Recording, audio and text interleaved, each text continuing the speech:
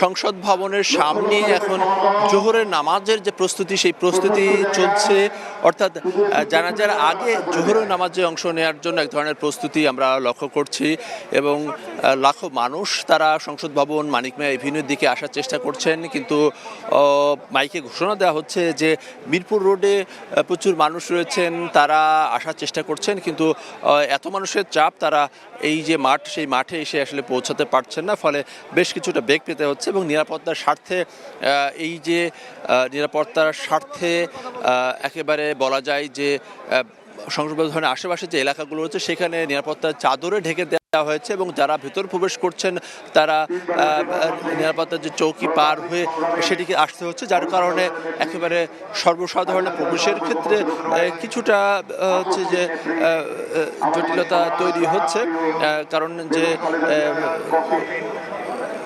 নিরাপত্তার কারণে নিরাপত্তার নিয়োজিত আইনশৃঙ্খলা বাহিনীর সদস্যরা তারা সবাইকে তল্লাশি করে ভেতরে প্রবেশ করাচ্ছেন। এই জন্য ভেতরে ঢোকার ক্ষেত্রে কিছুটা হচ্ছে বিলম্ব হচ্ছে, তবে এখনও যেহেতু 1 ঘন্টার মতো প্রায় 1.5 ঘন্টার মতো সময় বাকি রয়েছে, ফলে যারা আসতে চান তারা সংসদ ভবনের সামনে দক্ষিণ প্লাজার যে সামনের মাঠ সেটি পরিপূর্ণ হয়ে গেছে এবং তার সামনে পেছনে দুটি মাঠই এখনো ফাঁকা রয়েছে, সেখানে যাওয়ার জন্য অনুরোধ করা হচ্ছে এবং আমরা লক্ষ্য করেছি যে সাধারণ মানুষ এবং সরকারের যারা ঊর্ধ্বতন কর্মকর্তারা তারা এখানে আসছেন এবং আশা করা হচ্ছে যে প্রধান উপদেষ্টা ডক্টর মোহাম্মদ ইউনূস তিনিও আসবেন এবং এখানে এত মানুষের সমাগম, ফলে মোবাইল নেটওয়ার্ক থেকে শুরু করে ইন্টারনেট নেটওয়ার্ক সেটি পাওয়া খুব দুরূহ হচ্ছে, কারণ এত মানুষের সমাগম।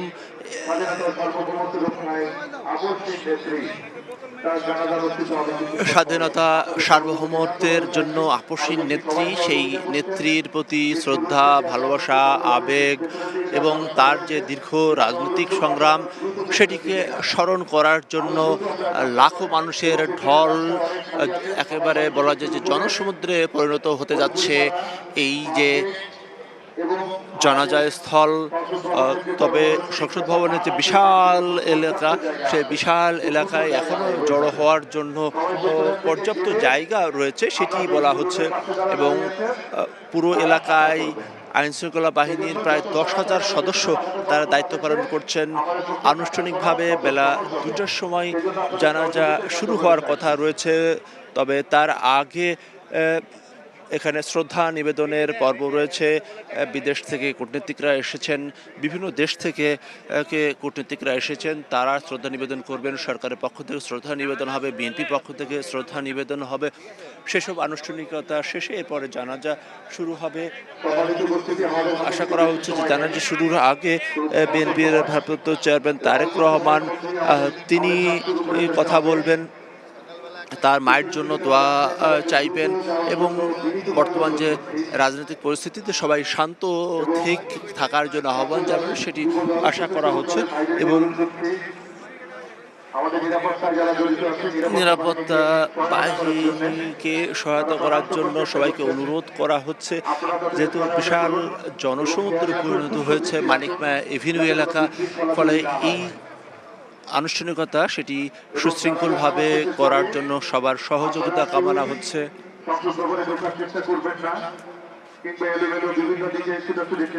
সবাইকে অনুরোধ করা হচ্ছে যাতে এলোমেলোভাবে না থেকে জানাজার প্রস্তুতি নিয়ে এখানে থাকার জন্য।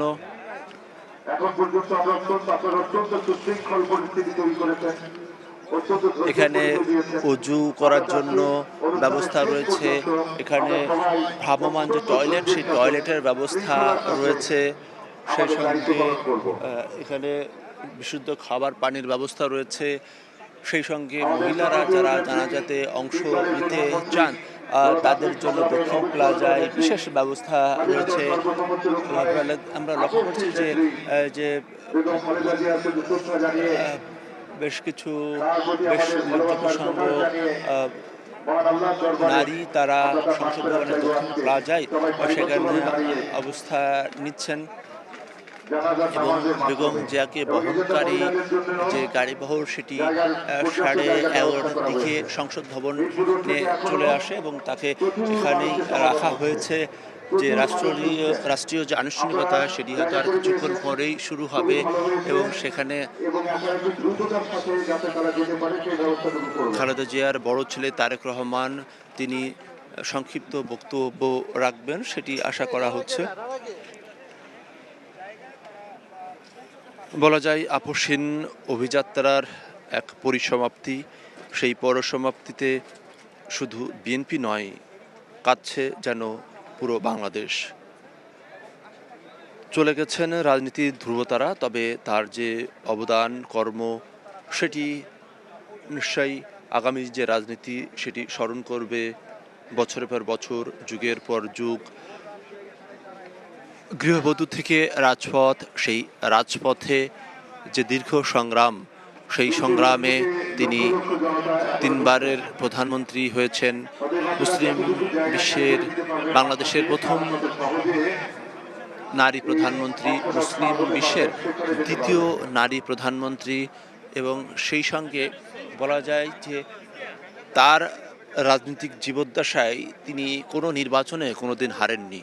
এ পর্যন্ত তিনি যে নির্বাচনগুলোতে তার জীবিত অবস্থায় তিনি যে নির্বাচনগুলোতে অংশ নিয়েছিলেন 23টি আসনে, সেই 23টি আসনেই কিন্তু তিনি জয়লাভ করেছিলেন। ফলে তার যে জনপ্রিয়তা, তার যে ভাবমূর্তি, তার যে ব্যক্তিত্ব, সেই ব্যক্তিত্ব যে তার যে মোহনীয় শক্তি সেটি মানুষকে আন্দোলনিত করেছে, নাড়া দিয়েছে, যার কারণে 24 যে গণঅভ্যুত্থান পরবর্তী বাংলাদেশ, সেই বাংলাদেশে তিনি ঐক্যের প্রতীক হিসেবে দেখা দিয়েছিলেন। তাকে ঘিরেই আগামী যে রাজনীতি সেই রাজনীতির একটি অধ্যায়ের পরিসমাপ্তি হলেও, ব্যক্তি খালেদা জিয়ার পরিসমাপ্তি ঘটলেও তার যে অর্থনীতি, রাজনীতি, পররাষ্ট্রনীতি, সবার সঙ্গে যে বন্ধুত্বের যে পররাষ্ট্রনীতি এবং বাংলাদেশের যে অধিকার, সেই অধিকার আদায়ের যে পররাষ্ট্রনীতি, নতজানু না হয়ে নিজেদের শক্তিতে বলীয়ান হয়ে যে পররাষ্ট্রনীতি, সেই পররাষ্ট্রনীতির কথা এখন বারবার উচ্চারিত হচ্ছে। সেই সঙ্গে নারী শিক্ষায় তার যে ভূমিকা, সেই ভূমিকার কথা উচ্চারিত হচ্ছে। অর্থনীতি ক্ষেত্রে তার যে বিভিন্ন পদক্ষেপ, সেই পদক্ষেপ জাতি স্মরণ করছে।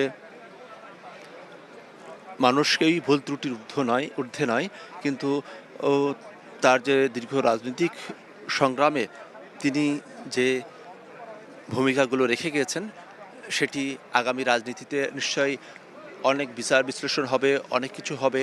কিন্তু তিনি যে সব কিছুর ঊর্ধ্বে উঠে, অর্থাৎ দল মত নির্বিশেষে ঊর্ধ্বে উঠে সবার ভালোবাসার যে পাত্র হয়েছেন, এইরকম এত লাখো মানুষের উপস্থিতিতে এরকম জানাজার যে ভাগ্য, সেটি আসলে সবার পক্ষে হয় না। সেটি কিন্তু এখানকার যারা বিএনপি নেতাকর্মী থেকে শুরু করে সাধারণ মানুষ যারা দূর দূরান্ত থেকে পায়ে হেঁটে এসেছেন তারা কিন্তু বলছেন। এবং তারা বলছেন যে চলে গেলেন রাজনীতির ধ্রুবতারা, সমাপ্তি হলো আপসহীন অভিযাত্রার, কিন্তু ঐক্যের প্রতীক হিসাবে সবার যে ভালোবাসা, যে শ্রদ্ধা, যে আবেগ, অনুভূতি, সেটির একটি মূর্তবান প্রতীক তিনি। যার কারণে বলা যায় যে তার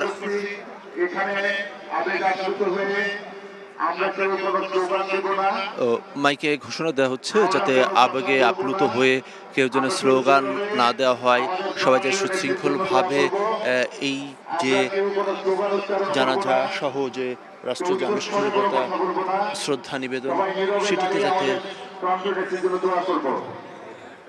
সম্পন্ন হয় সেই জন্য সবার সহযোগিতা কামনা হচ্ছে। এবং যারা এখনো এই জানাজাতে অংশ নিতে চান তাদের উদ্দেশ্যে বলতে চাই যে দ্রুত তারা যেন চলে আসেন সংসদ ভবনে, দক্ষিণ প্লাজায়, মানিক মিয়া এভিনিউয়ের সামনে এখনো অনেক জায়গা বাকি রয়েছে।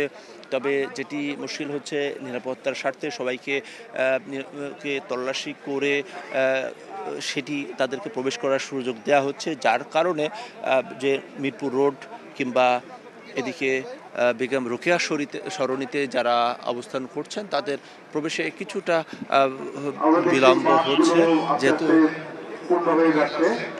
ধীরে ধীরে যে তিনটি মাঠ, সেই তিনটি মাঠের একটি মাঠ তো কানাইকুয়ানে পরিপূর্ণ, এবং সামনে পেছনে আরও যে দুটি মাঠ রয়েছে সেখানেও কিন্তু অনেকটা অংশ পরিপূর্ণ হয়ে গেছে। সাধারণ মানুষের একটি আবেগ যে ৮০ বছর বয়সে খালেদা জিয়া চলে গেলেন, কিন্তু তাকে যদি সঠিক সময়ে উন্নত চিকিৎসার ব্যবস্থা করা যেত, হয়তোবা তিনি হয়তো আরও কিছুটা বেঁচে থাকতে পারতেন, আরও কয়েক বছর বেঁচে থাকতে পারতেন, রাজনীতিতে আরও তার যে ভূমিকা বা অবদান সেটি তিনি সাক্ষ্য রাখতে পারতেন।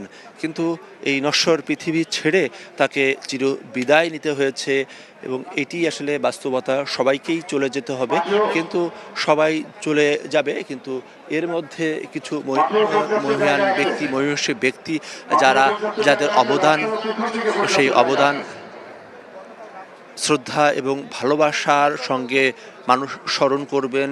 আগামীর যে রাজনীতিতে অনেক বিচার বিশ্লেষণ হবে, অনেক গবেষণা হবে, এবং সেই গবেষণায় খালেদা জিয়ার যে ভূমিকা সেটি অবশ্যই প্রথম কাতারে থাকবে। সে বিষয়ে আসলে কোনো ধরনের সন্দেহ বা সংশয় নেই।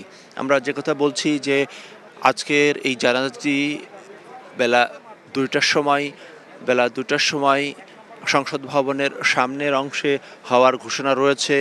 তবে তার আগে এবং পরে রাষ্ট্রীয় নানা আনুষ্ঠানিকতা রয়েছে, শ্রদ্ধা নিবেদন পর্ব রয়েছে, এবং জানাজা শেষে তাকে তার স্বামীর যে কবর, সেই স্বামীর সমাধিতে, স্বামীর কবরের পাশে তাকে চিরনিদ্রায় শায়িত করা হবে। এবং আজকের এই ঘটনার প্রেক্ষাপট ধরে যারা বয়স্ক রয়েছেন, যারা দীর্ঘদিন ধরে রাজনীতি করেন, তাদের একটি স্মৃতির কথা অনেকেই বলছেন। সেটি হচ্ছে যে 1981 সালে বিএনপির প্রতিষ্ঠাতা জিয়াউর রহমান তিনি শহীদ হলে, তিনি নিহত হলে তাকে চট্টগ্রাম থেকে নিয়ে আসা হয় এই মানিক মিয়া এভিনিউ শেরেবাংলা নগরে। সে সময় তার যে জানাজা, সেই জানাজাতে বিপুল সংখ্যক মানুষ এক জনসমুদ্র পরিণত হয়েছিল। সেটি হয়েছিল একান্তই আবেগ, শ্রদ্ধা এবং ভালোবাসা থেকে। এবং আজকেও সেই একই পরিস্থিতি, যদিও গত কয়েকদিন ধরের প্রচণ্ড শীত, কুয়াশা, বৈরী আবহাওয়া রয়েছে, কিন্তু এই বৈরী আবহাওয়ার মধ্যে কিন্তু আজকে সূর্যের দেখা মিলেছে। শীত কিছুটা কেটে গেছে, তবে শীত কুয়াশা উপেক্ষা করেই দেশের বিভিন্ন প্রান্ত থেকে তারা মানুষ এসেছেন শেষ বিদায় জানানোর জন্য।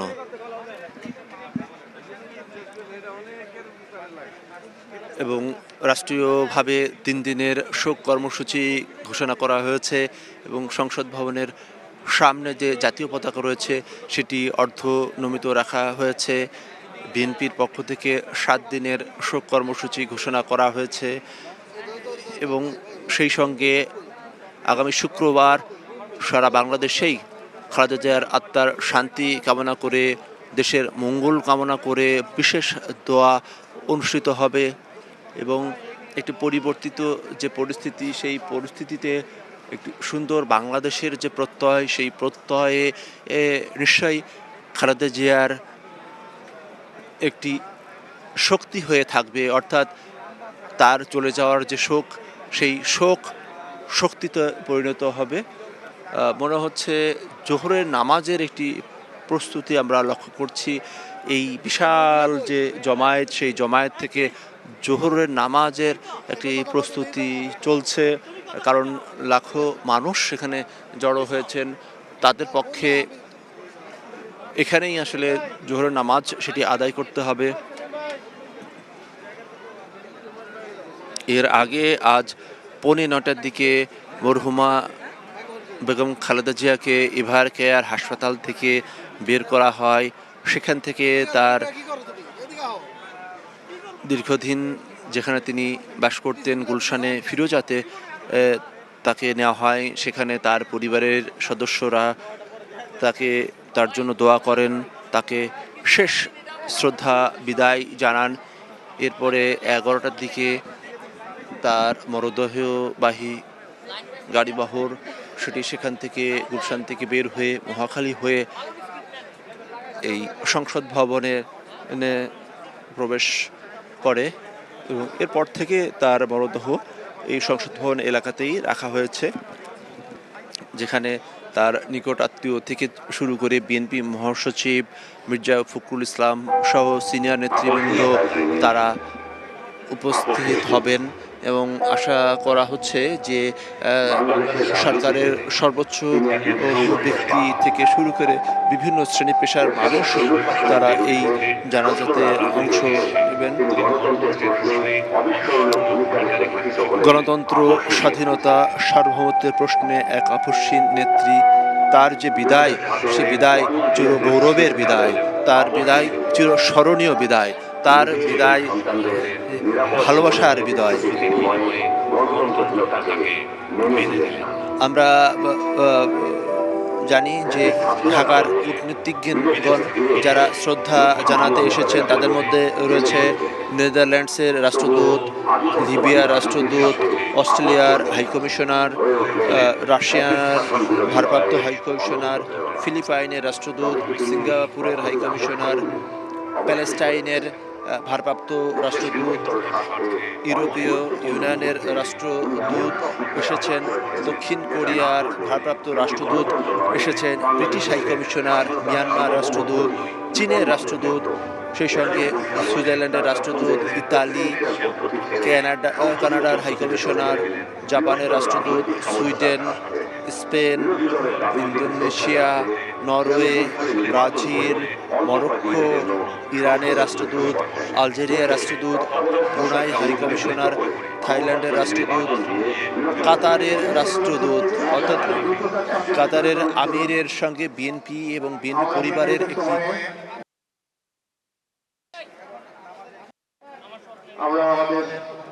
বিশেষ একটি সম্পর্ক ছিল,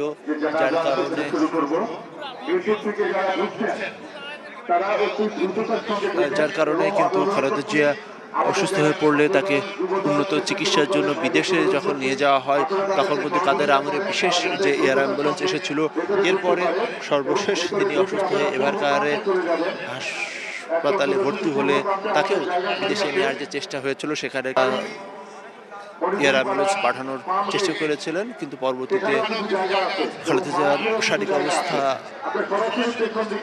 খারাপ হয়ে যায়, সেটি সম্ভব হয়নি।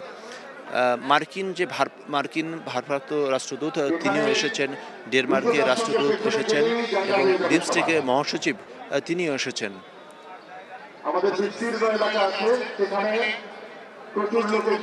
খালেদা জিয়ার জানাজায় অংশ নিতে এবং শ্রদ্ধা জানাতে সংসদ ভবন এলাকায় বিদেশি যে কূটনীতিক তারা প্রবেশ করেছেন। মধ্যরাতেই এসেছেন নেপালের পররাষ্ট্রমন্ত্রী, এছাড়া ভারতের পররাষ্ট্রমন্ত্রী,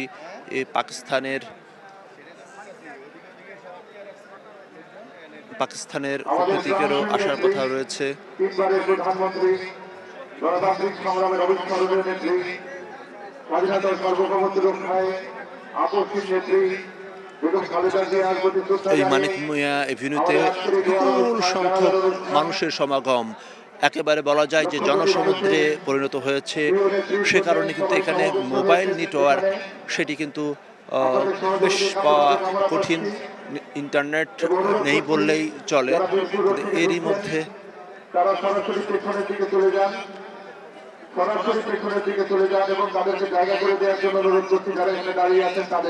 যারা রয়েছেন, যারা এসেছেন তারা যারা সুশৃঙ্খলভাবে এখানে অবস্থান করেন এবং যারা মাঠে এখনো প্রবেশ করতে পারেনি তাদেরকে মাঠে প্রবেশ করার জন্য অনুরোধ করা হচ্ছে, যেহেতু এখনো মাঠে পর্যাপ্ত জায়গা রয়েছে। সেই জায়গা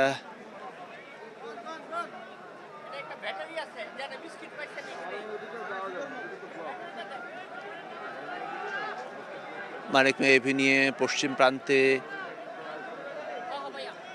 বিএনপি চেয়ারপারসন মরহুমা খালেদা জিয়ার কফিন রাখা হয়েছে মঞ্চের পাশে।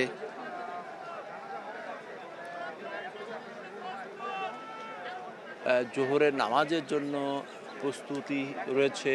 সবাই আশা করছেন যে একটি গণজামাত অনুষ্ঠিত হবে সেই অপেক্ষায় রয়েছেন। আপনারা যারা পেছনে যাচ্ছেন, যারা মিরপুর রোড থেকে ঢুকে পেছনের দিকে যাচ্ছেন, তারা সাউথ প্লাজার মাঠ কিন্তু অনেকটা খালি, পশ্চিম দিকের মাঠও খালি, এখনো পূর্ব প্রান্তের উত্তর মাঠও এবং খালি। পশ্চিম এবং পশ্চিম পেছনের এবং দিকে একদম পেছনের দিকে পূর্ব এবং পশ্চিম দুই মাঠই কিন্তু এখনো খালি রয়েছে। মাঝের যে মাঠ সেই মাঠটি পূর্ণ হয়ে গেছে, ফলে পশ্চিম এবং পূর্বের যে মাঠ সেই মাঠে যাওয়ার জন্য মাইকে ঘোষণা দেওয়া হচ্ছে। যে কথা বলছি যে এখানে শ্রদ্ধা নিবেদনের জন্য বিদেশ থেকে বিভিন্ন কূটনীতিক এবং বাংলাদেশে বিভিন্ন হাইকমিশন এবং রাষ্ট্রদূত তারা এখানে এসেছেন।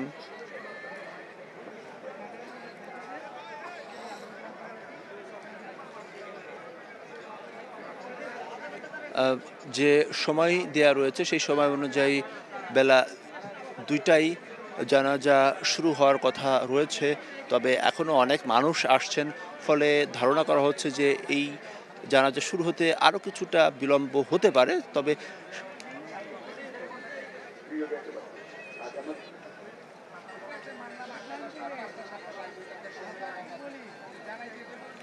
খালেদা জিয়ার যে দীর্ঘ রাজনৈতিক জীবন, সেই রাজনৈতিক জীবন নিয়ে নানা বিশ্লেষণ, নানা আলোচনা, সেই আলোচনায় একটি কথা বারবার উচ্চারিত হচ্ছে, সেটি হচ্ছে স্বৈরাচারের বিরুদ্ধে তিনি যে আপোষ ছিলেন সেই আপোষহীন অবস্থা তিনি তার শেষ জীবন পর্যন্ত তিনি বলবৎ রেখেছেন, যার কারণে তিনি 14 যে নির্বাচন সেই প্রহসন নির্বাচন তিনি অংশগ্রহণ করেননি।